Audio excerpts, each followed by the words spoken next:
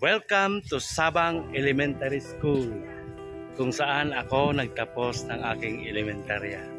Tuloy tayo. Ito na ngayon ang Sabang Elementary School.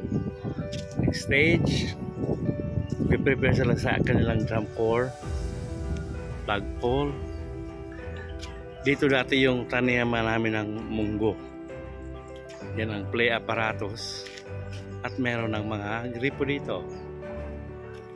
I miss this place very much. Elementary days.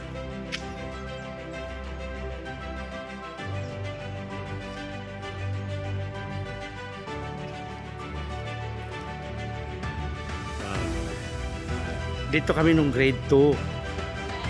Dito. Mrs. Lisaba. Ito ang grade 4 dati.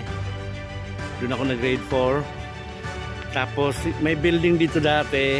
Ito yung noon ay doon ako na grade 5. Ito yung aming home economics. Doon ang nung grade 6 ako doon sa kabila. Dati ano pa yun, Anahaw. Ito yung multipurpose building. At yung garden kung saan ako natutong magtanim ng pechay dati. At ngayon ito na. May mga seedlings at may mga bayabas at may mga aratiles. Dati sa to anahaw pa ini. Dati anahaw pa to. Dito kami nag grade 6 sa panahon ni Mr. Dean. Sa ngayon ito ay grade 6 pa rin, pero ang nandito ay si Ma'am Rebecca Galliano at ang kanyang loving husband.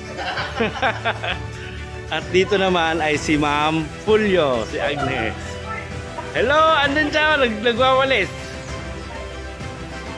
Sabang Elementary School, my dear alma mater.